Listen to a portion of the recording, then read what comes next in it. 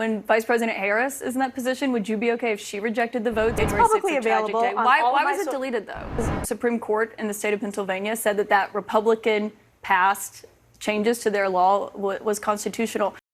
Ellie Stefanik, who is rather publicly auditioning to be Trump's VP at this point, took to the source with Kaitlan Collins, where her blind willingness to support Trump, whether or not it's just, right, moral, constitutional, anything but beneficial to her Lord and Savior Donald Trump, was exposed. And Kaitlan Collins did an absolutely wonderful job holding her feet to the fire and allowing her to embarrass herself. Let's start with Ellie being asked, what would you have done if you were Trump's VP in Mike Pence's position? Had you been vice president on January 6, 2021, what would you have done?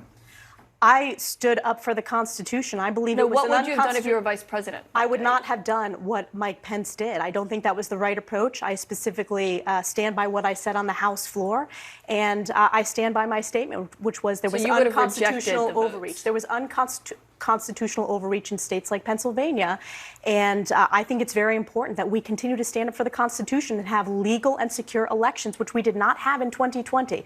And the tens of millions of Americans agree with me, Kaitlan. Well, I would say the Supreme Court in the state of Pennsylvania said that Republican passed changes to their law was constitutional. Damn, that quick, and Kaitlan Collins already completely shut her down. As we covered when J.D. Vance tried to do this exact same thing in his Trump VP audition, Pennsylvania enacted this mail-in voting law in 2019, a whole year prior to the election, while Trump was still president. It was enacted by Republican legislator, and the state Supreme Court upheld it as constitutional, as well as lawsuits in the state on election fraud being lost on evidentiary grounds, meaning there's no evidence to support claims of election fraud. But it's notable to hear you say, given you're in the running to be the vice president, that you would have rejected those votes.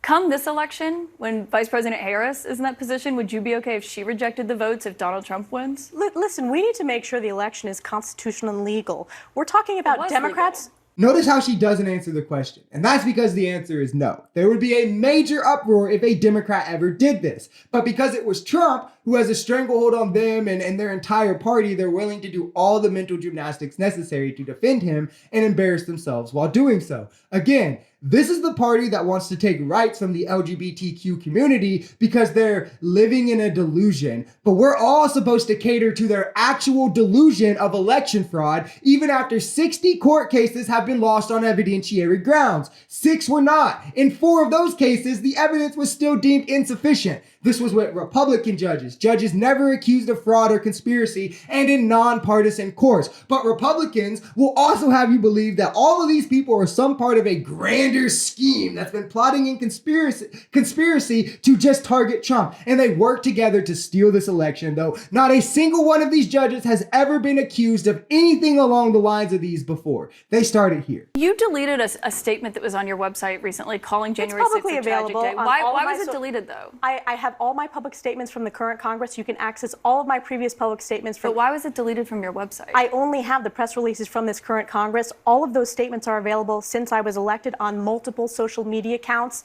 and you can access it there. Just so like it wasn't everyone a retraction of what you said? Absolutely no answer again. Not answering questions seems to be Republicans' favorite sport, especially the ones auditioning for Trump's VP. Notice how J.D. Vance didn't do this. Notice how Ellie Stefanik didn't do this. Notice how MAGA often never does this. She deleted this quote because she needs to look better while auditioning as Trump's VP, and calling it a tragic day, that's probably it. That's disqualifying for Trump. So she's hoping he doesn't catch wind of that. And the further into this whole acting like it didn't happen thing, the more that all these Republicans have to bite the bullet and act like January 6th was actually nothing, even though they were all scared that day. Anyone on the grounds was scared that day. And multiple of them, including Ellie Stefanik, spoke out against January 6th shortly after, when they thought, okay, this is the point where we're going to move on past Trump. But now that he's back, they got to do what's best for them. But hey, that's Republicans for you. It's all about what's politically better for them. If you enjoyed this video, we're Social Society. We're a commentary channel influenced by politics, society, and the economy.